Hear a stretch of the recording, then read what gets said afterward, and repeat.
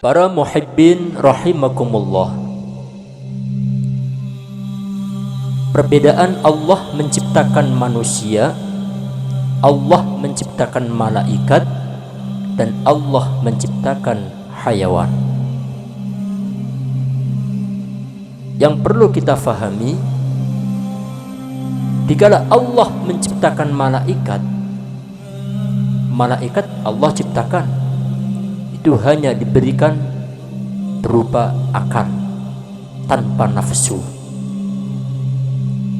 Ketika malaikat diperintahkan oleh Allah untuk melakukan suatu amalan, maka malaikat tersebut akan melakukan amalan yang Allah berikan, dan tidak ada satupun malaikat durhaka atas perintah Allah Subhanahu wa ta'ala.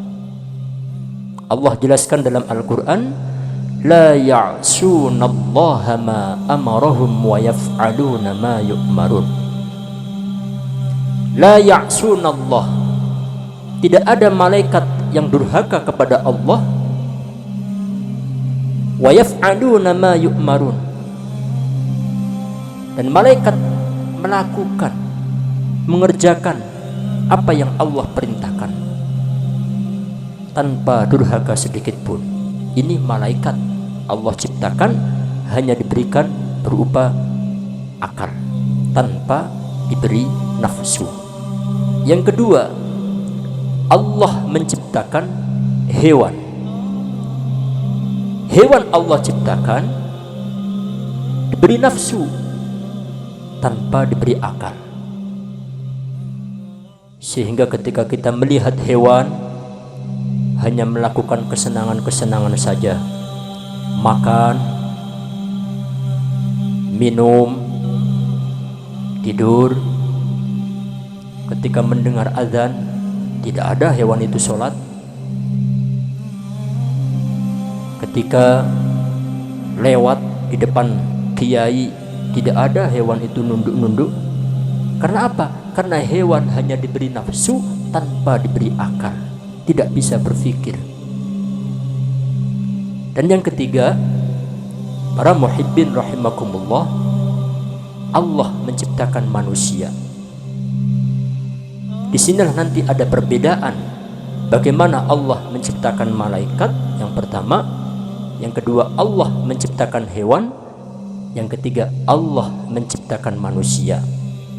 Ketika Allah menciptakan manusia, manusia diberi kelengkapan oleh Allah berupa nafsu dan juga akal.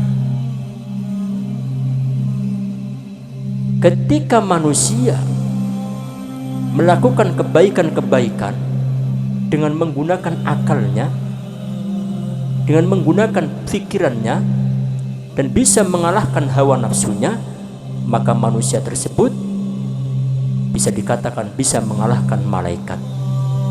Kenapa demikian? Karena malaikat hanya diberi akal. Satu sisi manusia diberi akal dan nafsu, sehingga antara nafsu dan akal selalu saling mengalahkan. Ketika manusia bisa mengalahkan nafsunya, maka manusia lebih baik daripada malaikat. Satu sisi ketika manusia akalnya dikalahkan oleh hawa nafsunya, terjumus dengan melakukan kejahatan-kejahatan, akalnya kalah, maka manusia tersebut tergolong manusia lebih rendah daripada hewan yang Allah ciptakan.